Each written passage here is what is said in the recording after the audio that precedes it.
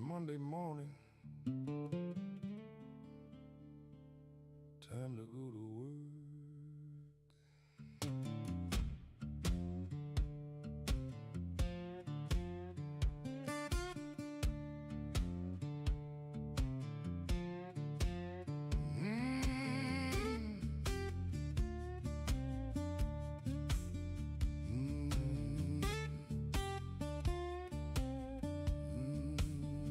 Blue collar worker, time to wake up and roll. Get that coffee in your system, get your mind and your soul. Boots by the doorway, hard hat riding shotgun. Sun ain't even up yet, but the day's already begun. Steel toes hit the gravel, cold air fills your lungs. Another day to build it right, another job to get done. No shortcuts taken, no easy road we choose. We earn every dollar, got too much pride to lose. Get that coffee and hit the road, no delay, no slowing down. Another job, another load, we're the backbone of this town. Get to the site and get to working, hands in motion, engines turning, making America great again. With sweat and grit we're earning, breaking down the old and failing, building strength that won't give in. From the ground up, never trailing, making America great again.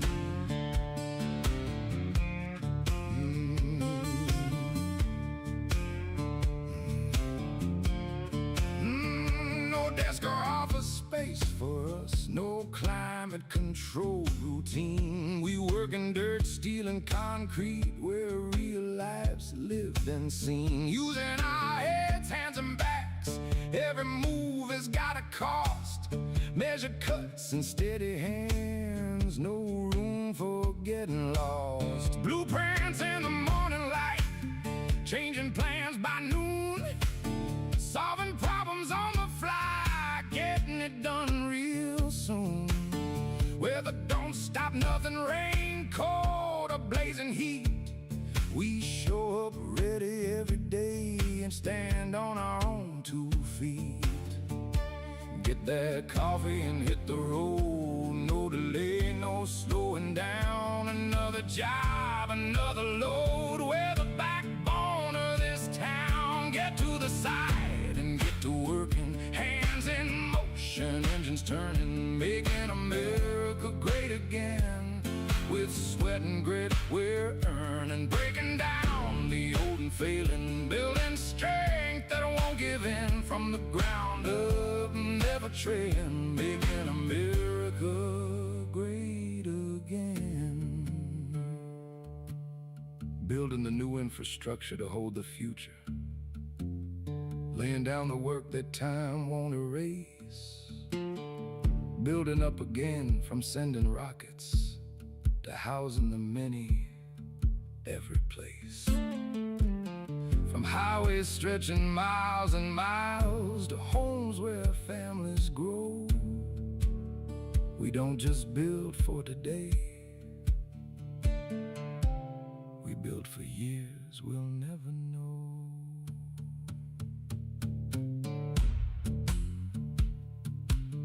You see it when you drive by, steel going up, concrete being poured. That's us, that's blue collar, building a newer, stronger foundation, rising higher every day, building stronger, higher and better. We don't back down or fade away, making America great again. Every beam and every stone, we don't just build the country, we build a place called home. Blue collar worker, time to get up and go. All right, good morning everybody. Get that turned down. Glad everybody's joining us this morning. Welcome back to another Monday Morning Bubba. Yeah, it's where we get together and get ourselves motivated to get started on another week out there doing the things that make America great again. All right, this week we'll be talking about competent person and hazard recognition. So, good morning, people. Bubba here. Let's get this week started the right way. Focused, prepared, and committed to working safe, timely, and efficient. This week we're going to talk about something that separates workers from leaders. Competent person and job site hazard recognition. All right, first of all, before we do all that, let's get some shout outs. Go ahead and tell me what trade you're representing and where you're headed today. Let's talk about where you're headed today and what's going on in your world, what trades you're representing. Anyway, a competent person isn't just someone with experience. A competent person is someone who can recognize hazards, understand the risk, and take corrective action. Now, I know that we get in here and we talk about stuff. We want to talk about having a good time and doing a good job. But if you want to increase your leadership role or become develop a leader have a leadership role in the construction industry, that's one of the things you've got to learn is to how to be that competent person. And to be that competent person, you have to have those three disciplines about you. Now, a competent person is based on experience and training and knowledge, no doubt. But part of that, the biggest part of that is the ability to recognize hazards, understand those risks that are associated, and be able to take corrective action. And that matters because hazards, they don't announce themselves. And sometimes they can look quite ordinary. You may not, if you're not paying attention, you may not notice that missing guardrail. You may not see a damaged cord. You may walk right past it. It's never occurred to you that perhaps a damaged cord could hurt someone, or a rushed task, or seeing recognizing or seeing a distracted worker, and knowing that that person may be a hazard to themselves or to others. So recognition is the first step toward prevention. Because remember, the most dangerous hazard on a job site is one that nobody notices. And once again, give us a shout out. Let us know where you're going this morning. I'm working through some new stuff here this morning, and it may be dragging along. But this week's phrase comes from the New Living series and building a successful career. Why showing up wins. Success isn't built on one strong moment. It's built on showing up early, showing up prepared to do your work, showing up consistently. Some people wait to feel motivated, but dependable people understand something important. Showing up builds trust. Trust builds opportunity, and opportunity builds careers. Man, we might cover a little bit of that, a little more of that during the show here, but send me send me a text and give me your thoughts on it. Go ahead and check in. Let me know where you're going, what trades you're representing. But here's the thing. Most people lose long before they fail because they just stop showing up. They lose their motivational edge and they just stop showing up. All right. Boy, we're getting ahead of ourselves today. How's everybody doing? Uh-oh. Yeah. Yeah, there we go. Here we go. All right. Sorry about that technical glitch there. I was just trying to figure another thing out. Anyway, we are Morning Bubba. Get that out of the way. Hope everybody's doing well out there today. Let's see here. There we go. All right. What's the weather like today? We had some rain up here where I live at the past few days. Well, it hadn't rained in a day or two, but last week we had some good rain. I got to get back out in the garden. Let me know how your garden's going if you're growing a garden, guys. Where are we headed? How about you steel workers, you concrete workers? How about those guys who are close to my heart, those demo guys?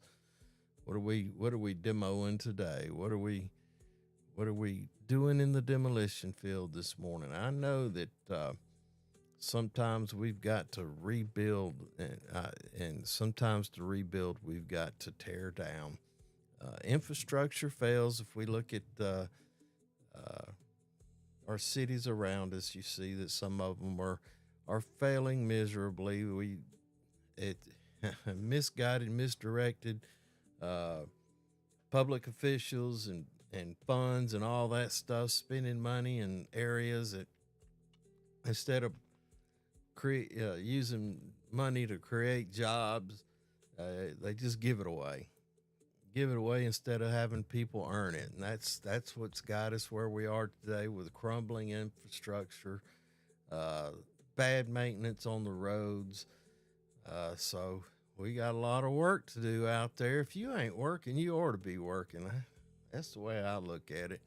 Working at something, doing something, creating something. You have everything within you to get out there and to get her done. This morning, in the safety snapshot, I'd like for us to talk about recognizing. This is one thing that's pretty important, is the OSHA Focus 4. There's the OSHA Focus 4 is 4 of the hazards that OSHA recognizes as being the leading causes of injuries and fatalities in the construction industry. And those include falls, struck by, caught in between, and electrocution. And, with falls, as a competent person or as a supervisor, you should be a competent person, training guys on how to plan for falls, how to be aware of fall hazards, and what types of equipment should be used in protecting themselves from falls, whether it be, guardrails, safety nets, and most you see out there is personal fall protection, climbing ladders, making sure you have 3 points of contact, knowing what your personal limits are. That's rather important. And also inspection of equipment. A lot of time when there is a fall, you'll find that the and somebody gets hurt, you'll find that number one, they weren't using the equipment correctly. Either they were ill trained or ill informed, ill trained, or they had become complacent and just didn't really pay attention to how they were wearing their equipment, or the equipment wasn't inspected properly and it failed. So make sure that during your safety meeting, make that a job site focus, a snapshot on the job site today, the focus for. And then there's struck by, and that requires us just being aware of our surroundings, make sure we stay clear of moving equipment, uh, never walk under a suspended load, and make eye contact with equipment operators. Now, there's other ways to get struck by, but these are some of the important points in the thing. But have that conversation during your PTP meeting this morning, or make it part of your Monday morning toolbox safety topic. If you need additional ideas, of course, you can check out this channel right there, and you'll find I've got probably couple hundred videos there. Been doing it for a number of years, just so that guys have references for their own job site training. But anyway, and then as beyond struck by, there's caught in or between, and this is quite a hazard on a job site. And it's where you got to be aware of where your body is, where your hands are, your feet are.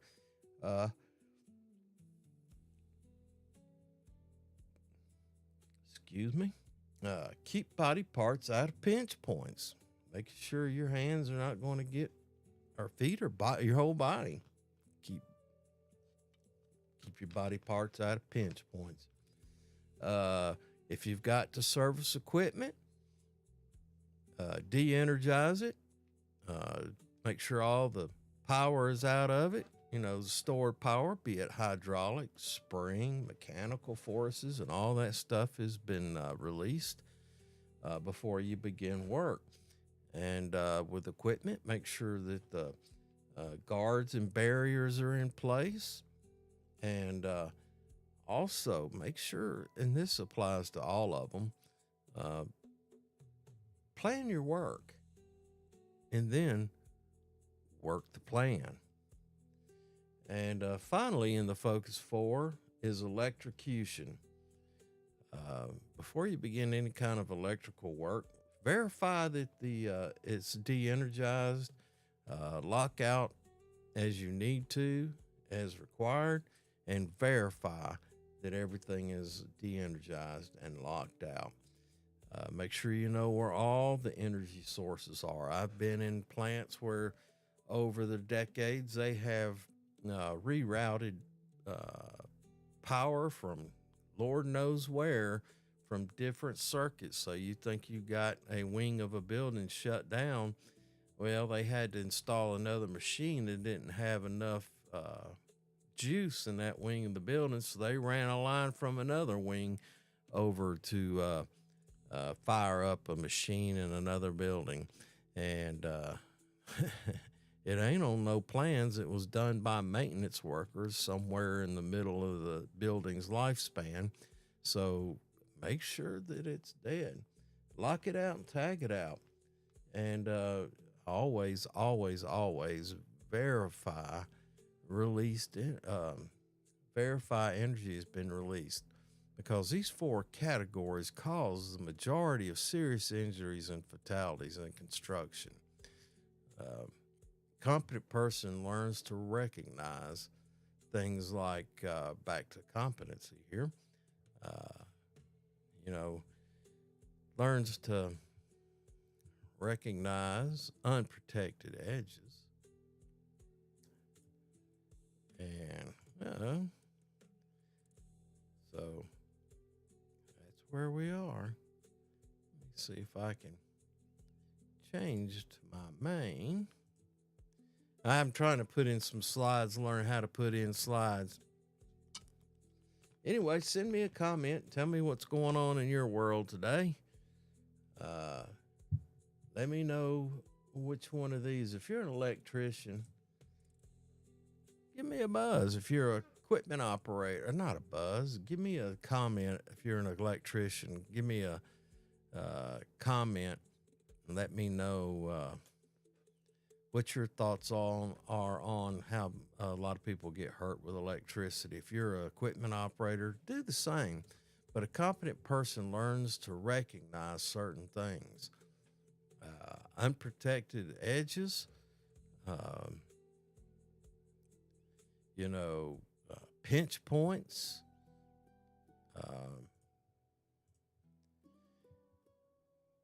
moving equipment and energized systems.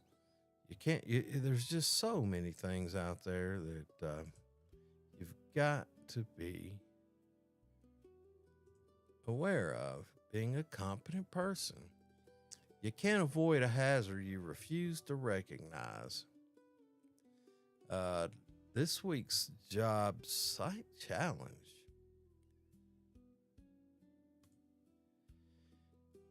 This is a probably good place to insert. This is a good topic to have discussions with your crew members, either as a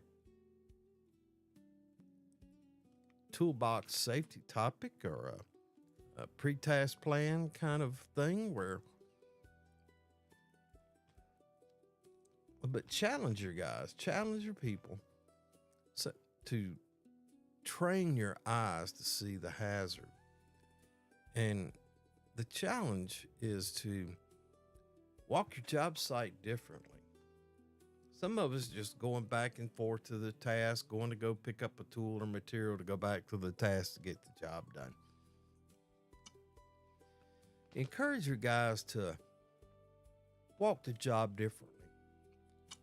And you do the same. Don't just look. Observe. I actually observe how the traffic flow on the job goes. And this doesn't require you stopping and standing still. It just requires you to increase your awareness.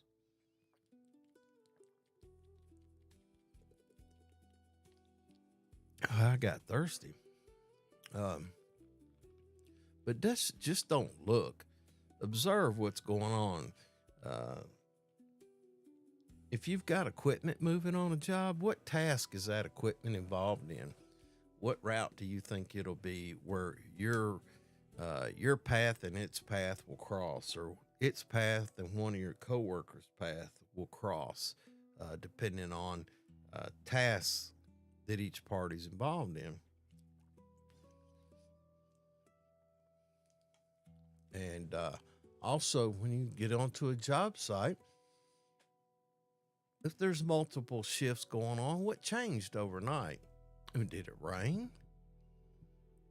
Did they disassemble some scaffolding? Did they install some scaffolding? Did they pour some concrete at 3 o'clock in the morning so they could get a jump on it because of demand in the concrete company? Got multiple projects and they needed to get started early, and the only way to get this concrete finished is to start at midnight and work it up till 10 in the morning, because they'd have never got it done if they waited for traffic to kick in.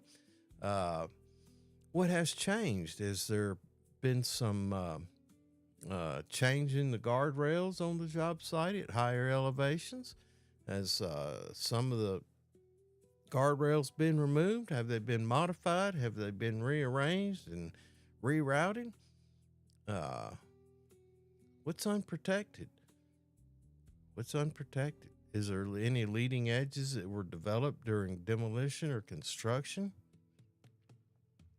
Is there new equipment being installed that may be energized? Where are the power lines at? Are you going to be working from ladders and man lifts today? Are there overhead power lines? So what's changing in that world? And then again, what's moving? What's the equipment's moving? Um, has it rained, and is the scaffolding on dirt? Has it become muddy, unstable? Check that stuff out. Now, hazard recognition isn't negativity. And I'll say, man, all you do is look for bad things. No, you're looking for things that could affect somebody's health. So it's not negativity, it's leadership. Well, just keep those kind of things in mind as you walk through your job. And if you see something, say something. Say, hey, boss man, if you can't handle it. Now, if there's a piece of lumber in the pathway or something, you can move it, kick it out of the way, move it out of the path. If there's a cord that is laying in a path, you can reroute it as you're walking by and just move it out of the way. You know, a lot of times you just kick it with your foot and get it out of the path so it's running parallel to the path instead of perpendicular to the path. And somebody's watching. There's somebody watching. They'll see you do that. Or if you bend over and pick up some trash, they see that. They're watching. Somebody's watching you all the time. And if you're doing the right thing and it's just a habit, they see that that's a habit that you have of doing the right thing, they'll keep right with it. But have to talk with your crew. Have a conversation. Say, hey guys, as we're working today, take a look at the site differently. As you're walking to where you're working, see what kind of hazards are associated, that are near your path or near your task that others aren't paying attention to. Is a ladder being used incorrectly? Look, if you have to address a guy for standing on the top rung of the ladder, don't be bashful about it, but don't be a peckerhead. Hey, buddy, you're not supposed to be using a ladder that way. It's dangerous. I don't want to see you get hurt. I don't want to have to call an ambulance. Well, the ladder's not tall enough. I said, well, I think I seen a taller one back over there. Give him creative. Just don't say, I don't care. Just get off that ladder. Don't be that way. Look to find the solution for them. Make sure you're part of the solution and not part of the problem. Now, I have had to shut down some work before because they didn't have the right tools. But tools were planned in the project. Budget had money for the right tools to do the job. So by golly, have the right tool. If you don't have the right tool or the right piece of equipment, you didn't plan properly. you didn't do your job. You didn't do what you were supposed to do. And I know supervisors and foremen, that brings it down to you, but that brings it down to you. And you've got to do your due diligence in getting the job ready before you start your day. And that's pre-planning. And it's me as a leader in the field, and I get there and somebody's using the wrong tool or don't have the proper tool. What are we doing? How come you don't? Well, I just didn't have time. No, you had time. You just failed to properly plan. That's you're not using your time wisely if you don't have. And now, occasionally that is the truth. That is the truth, that you didn't have time. You forgot. I'll take, oh man, I forgot to get that. I'll accept that a lot quicker than I will that you didn't have time. That's just the way it is. You had time. You just forgot. Then again, you forgot. You forgot because you're poor in planning. You know, guy like me got lists. I got a journal. I got a journal. So if I'm involved in a project, I'm writing stuff down all the time. Matter of fact, I got a journal that is not up to date. I hadn't put anything in my journal since Friday. So I've got to update the journal here when I get off with you guys. But I've got lists. I mean, I'm doing stuff that don't require a great deal of work, but it requires me to be organized. Or I'll be struggling along, working harder, and lose confidence in myself and become discouraged, and all of a sudden you stop showing up. And remember, you got to keep showing up, even when it's slow. Even when it's slow. And I got the loop on that thing, and I don't understand why that happened. Loop. Once. Okay. All right. Anyway, good morning, everybody. It is Monday morning, the 11th day of May. God dog. Man, it is the 11th day of May already. What's the weather like where you're at today? Let's see, Atlanta. That's my closest location. Atlanta. We've got mostly clear today, a high of 78. And it looks like partly sunny, partly cloudy, whichever way you want to look at it. Is the glass half full, glass half empty. And we appear to have, for the next 10 days, a good streak of mostly sunny. So concrete workers, you guys get on it, man. Looks like you got a few days to get that stuff poured up and ready to go. Make hay while the sun shines. Even though I'd like to see a little more rain, our farmers really need the rain. I know that. We had 2 inches last week, I think, from last week into the week before that. We had probably 2.5 inches total up here in the beautiful Northeast mountains of Georgia. But I know the farmers down south could use a little bit of rain. If you're a part-time farmer, if you have family concerns in the farming, I sure like to know how it looks for your family and your farms and all that. It's a funny thing about construction workers. Most of them live way out in the country. Heck, man, they got to drive an hour and a half every day one way to get to the job site to make money to provide for their family. That's crazy. But you know how them old country boys are. They got to make things happen.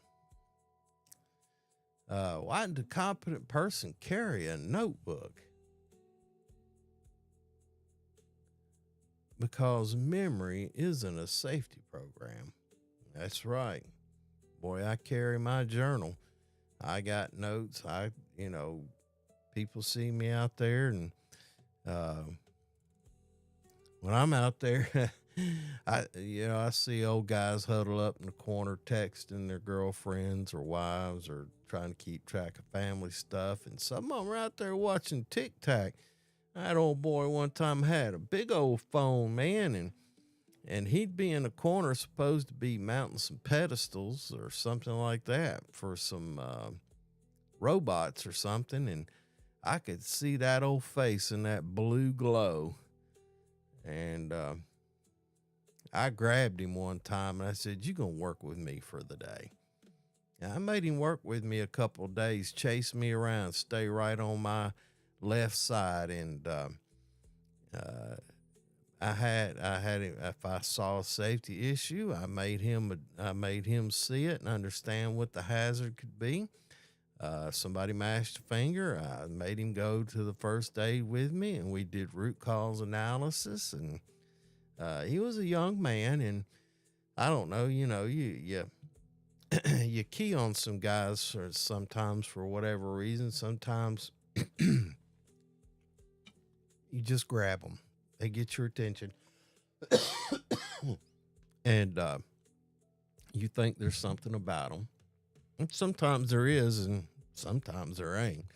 But you never know about whether they'll take in a leadership role or not. But anyway, that's how I always talked about him.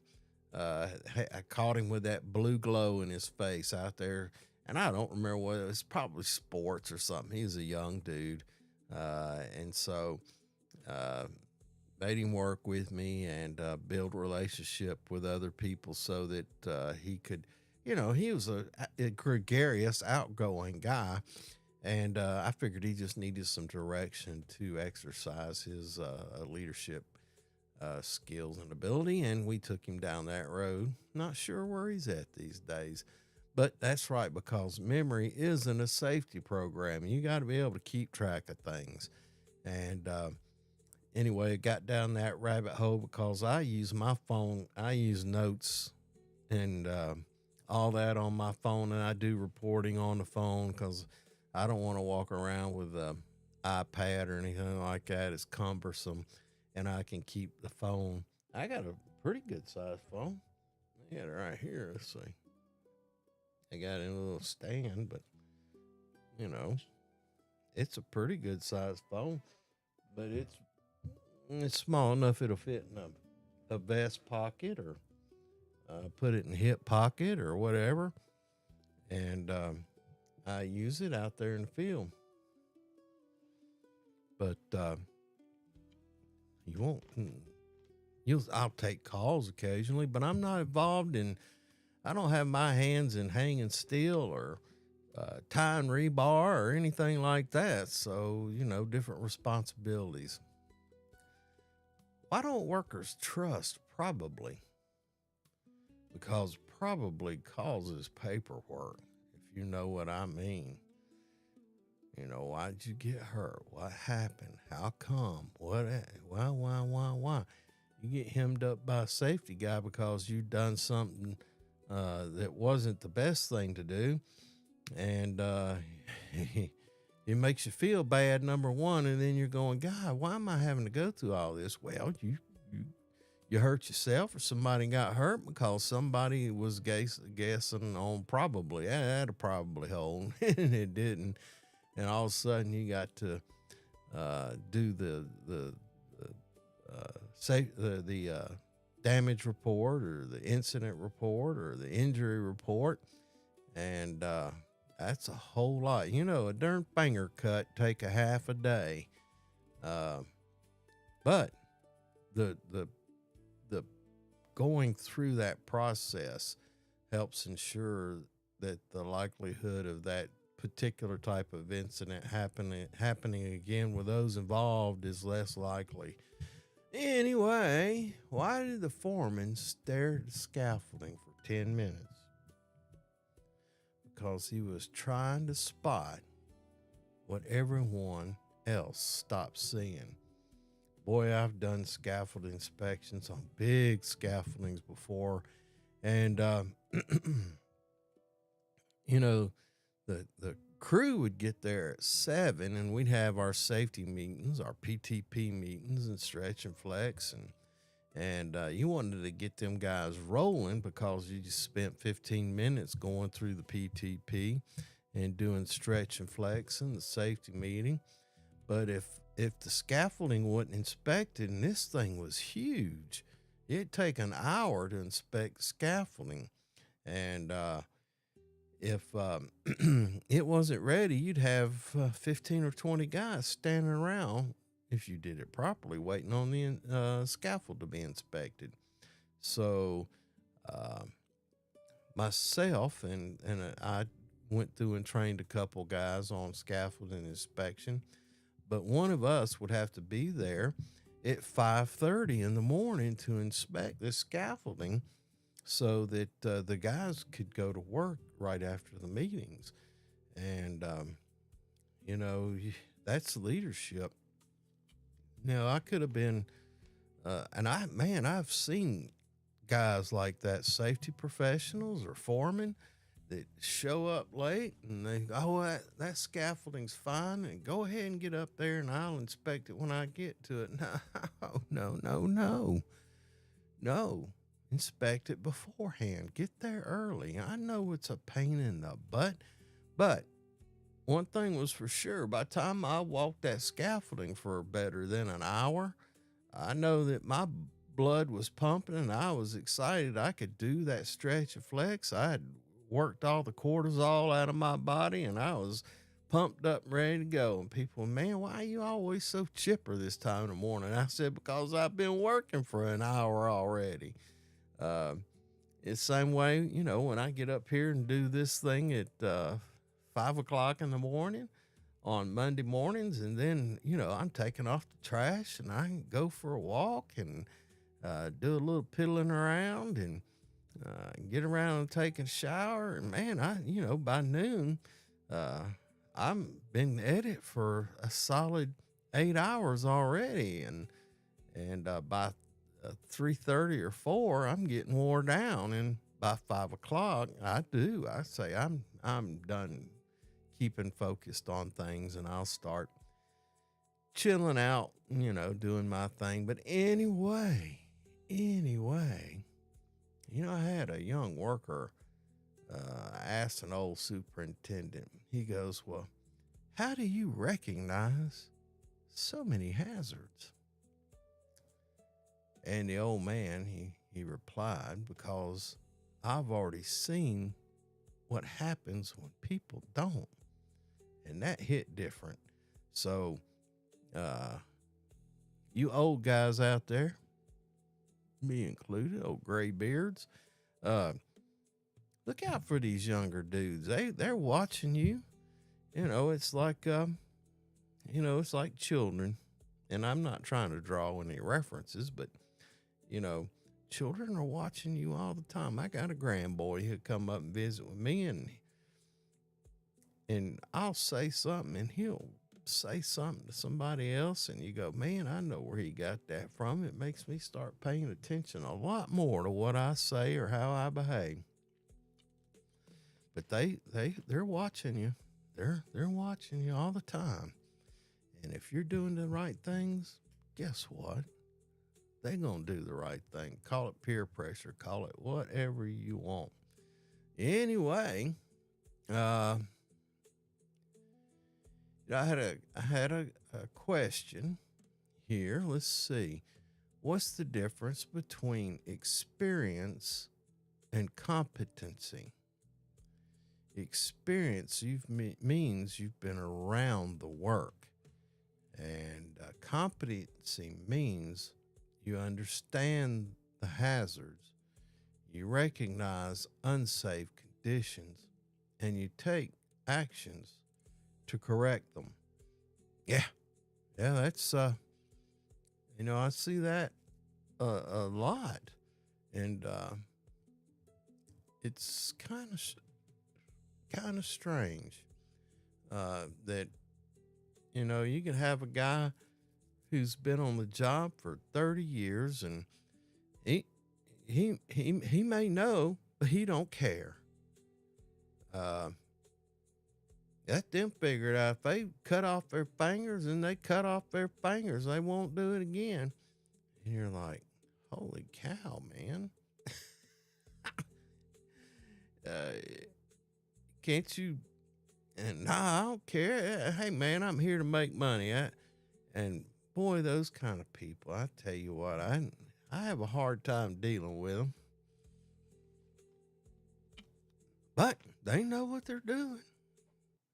They might be missing 2 or 3 fingers and walk kind of gimpy like, and got an eye patch, but they can read a tape measure, and they can make a cut, or they can do this. They know how to tie a rebar. They know how to form for a concrete footing, and they know how to demo a building, how to take down a building, you know, all the proper ways to angle the falls and all that, and undermine structural components. Yeah, they know what they're doing, but they sure don't want to share their experience with nobody. You know, my philosophy has always been that if I can't show somebody all the experience that I have, train them, then I'm going to be stuck in the same thing all my life. So I've always made it a habit to share what I know, and to motivate people to learn, and to motivate people to educate themselves, and to improve their state in life. Why? Because it made my job a lot easier, and I could do more things. Just like I tell young superintendents who come to work, and I've put them with a superintendent, young foreman or whatever, and I put them with a superintendent, and you know, I say, pay attention to what he's teaching you now, because remember, you're never going to be more than just a foreman if you can't train and educate people that you can trust to do the work when you have to be engaged in other tasks. And the more people that think like you do, that act like you do, the more successful you'll be. You'll have 15 crews instead of just one crew. You'll be capable of running multiple crews because you have developed leadership and like-minded people. And it's worked for me, and it's worked for others. So anyway, in another call come in, I had another comment. It says, complacency sounds like confidence. Now that's worth remembering. They're two different things. All right, everybody. Welcome aboard.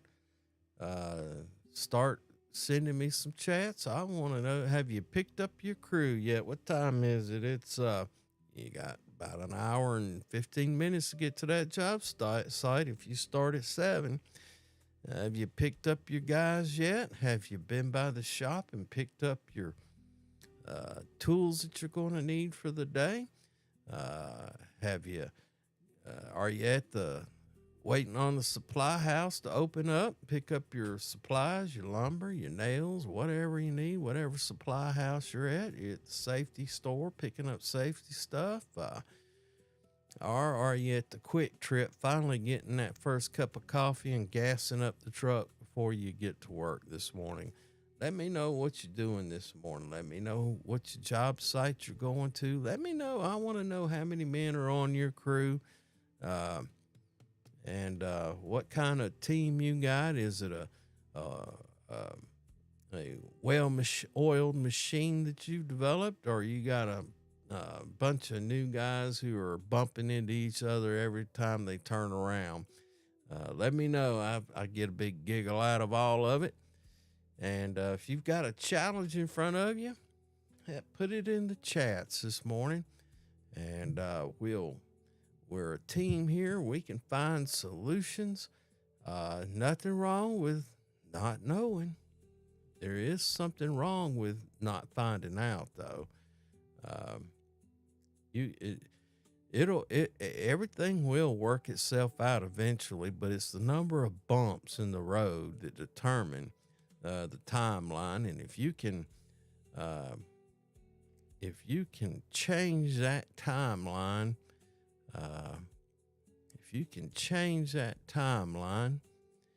and do a better job of getting that timeline narrowed down, the better it might be for you, I believe. Get that timeline narrowed down. And the only way to do that is with organized thought and planning. And that's something so many of us fail to do. organized thoughts equal an organized job site. So let's talk about organization. Disorganized thinking creates disorganized work. And I have seen plenty of it. The story I like to tell is I went to work for a fairly large company one time, and I guess they had a need or they wouldn't hire me.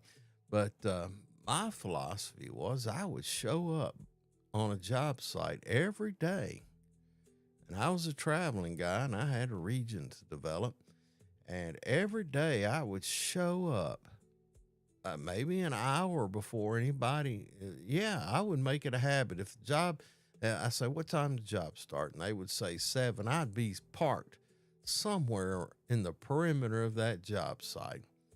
And I would sit and watch. And there were 2 types of jobs. One job site, you'd see the superintendent roll in around 6 or 6:15 and go into the trailer or sit in his truck and doing his paperwork. And when the guys would get there, they would gather around and do their thing, their PTP, their safety talk, and the supervisor would issue instructions on what the tasks were for the day. And then the crew would begin work, and the supervisor would make notes and sit in his truck or the office space that he had. And then he would pop out in a little while and walk the site and check the conditions. In the meantime, when they got through with the safety, some of the operators, they would get there at the same time the superintendent did, and they went out there and started inspecting their equipment, got their equipment ready. And then right after the meeting, they were ready to go to work. And as some of them, they'd show up right in time for the safety meeting, the PTP meeting, and then go inspect their work, inspect their equipment. But the inspections were done. And then the other type of job site was that you'd see an operator roll in, he'd inspect his equipment, and then crank it up and start going to work. And then there'd be a couple more show in, just hit and miss. And they would be working. It'd be 7:30, and the superintendent roll in and hop out of his truck and run around the job site and talk to everybody. Say, what's going on here? And you can see him changing directions, pointing and reorganizing the job. And 8:00, he was sitting in the truck doing paperwork post tense, and you're like, what is going on here? And it was that was a disorganized job site, and that was a disorganized superintendent. He allowed that it started with him not showing up on time, and the guys were like, I'm going to get started. I get paid to work. So when your thoughts are scattered, tasks get missed, hazards get overlooked, communications break down. Whereas an organized mind, organized superintendent, foreman, creates better planning, better communication, and better execution. That's why the PTP matters, the checklist matters, clear communication matters. Order reduces chaos, and chaos is where incidents grow. And if there's never been a truer statement than that right there, never been a truer statement. So keep your thoughts organized, keep your job organized. I showed you my journal. I showed you my notes. I'm even though I'm not currently on a project, because I'm semi-retired, I get to enjoy some stuff. But I'm here. I want to keep you guys rolling. And like I said, I would show up at that job site. The job site usually tell you what's wrong before it hurts somebody. Now, here's the reasoning behind that. Most incidents come with warning signs. not having a PTP meeting, not having safety meetings, not doing equipment inspections. Conditions have changed, poor housekeeping, unusual sounds. If you hear a squealing noise coming from a track hoe or a forklift or a law, it's just a loose belt.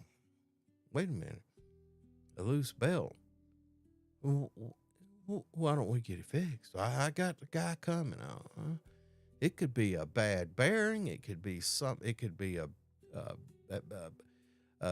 bad drive on a hydraulic that's squealing. And you have other signs as workers get frustrated. Like the guy that would show up at the job starts at 7. The superintendent will show up at 7:30, and the guys were out there trying to get something done, and he'd rush up to them and start redirecting the work of every guy on the job site. Well, that builds worker frustration, and then he's in a rush.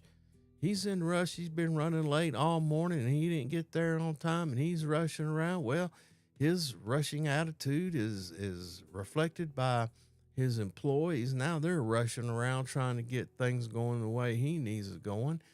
And all of a sudden the workers rushing around. And the problem is people stop paying attention. The competent person learns to listen to what the job site is trying to say. All right. This week, let's see, it's 5:51. And we're rocking and rolling. Now, this morning we've been talking about the competent person and hazard recognition, and that's the safety topic on this week's channel.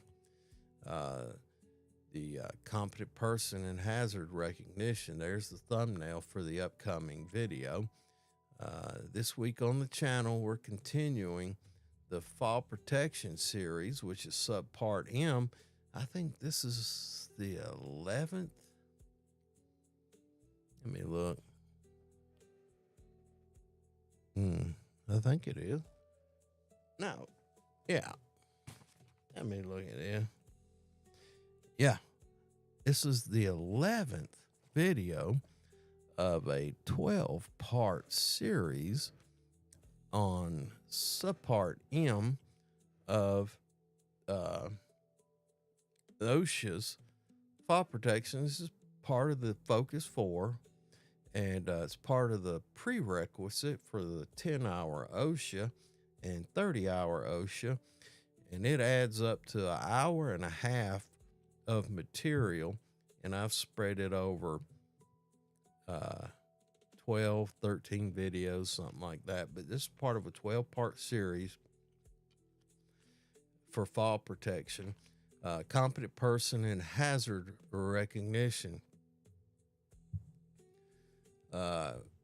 So what we'll be covering in the video is what OSHA's expectations are, real world hazard recognition, and leadership responsibilities is the competent person.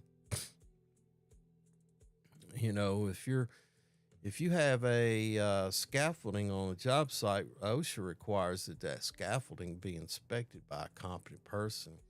If you're developing a fall protection system, whether it's guardrails or whether it's using personal fall protection, there has to be a competent person on site to ensure that it's the hazards are properly recognized and properly mitigated. A competent person is normally a leadership responsibility, and competency comes through knowledge, training, and experience. But more than that, it comes to putting it to work, because recognizing hazards early is what prevents incidents later. All right, boys and girls, we're winding this devil down. and it is 5:55 in the morning. I just want to, I get up and do this thing every morning. I'm not being braggadocious or nothing, but I've got a purpose here, and if you want to participate, it sure would make my job more rewarding and easier, because I'd have interplay with those guys who are out there in the field that I work with on a regular basis. And I know 5 o'clock in the morning, especially on a Monday morning, is a tough road to hoe. But I see that people catch it because this records and posts to the channel, and I'm not even sure what the channel's called. But you know what? I'm doing it. And I've been doing it damn near a year now. And I've missed some days. I'd be in the field. I'd be on a job site and didn't have time to do it. But I do make the effort and plan and try and come up with something. If there's a subject you would like to see covered on this live stream, I want to hear about it. Please feel free to send me a chat or a comment or something like that. Say, hey, Scott, help me out. I got this issue here. And if I've got knowledge, training, experience on that, I'll sure share it with you. If not, I'll call around and ask somebody and put together a package, and we'll talk about it on Monday morning. Or if you think you need something special, I'll put together a recorded video and send it to you privately.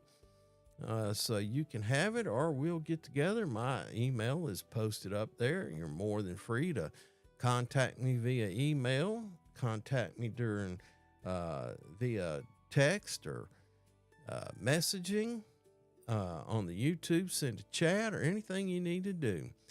But as we sign off this morning, show up, pay attention, stay aware. Train your eyes to recognize hazards. Train your mind to stay disciplined. Train your habits to protect your crew. Because successful careers and safe job sites are built one day at a time. Keep it safe, timely, and efficient. I want to thank you for spending your Monday mornings with me here. I appreciate it. And until we see each other again, as always, have a grateful day. And we'll see you next time. And Bubba is out.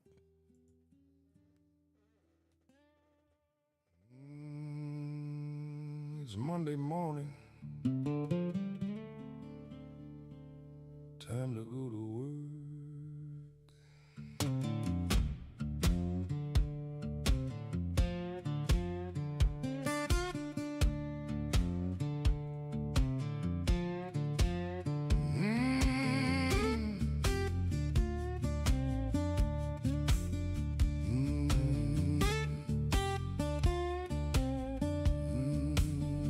Blue collar worker, time to wake up and roll.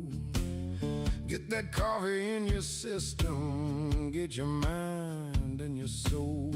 Boots by the doorway, hard hat riding shotgun. Sun ain't even up yet, but the day's already begun. Steel toes hit the gravel, cold air fills your lungs. Another day to build it right, another job to get done. No shortcuts taken, no easy road we choose. We earn every dollar, got too much pride to lose. Get that coffee and hit the road, no delay, no slowing down. Another job, another load, we're the backbone of this town. Get to the site and get to working, hands in motion, engines turning, making America great again. With sweat and grit we're earning, breaking down the old and failing, building strength.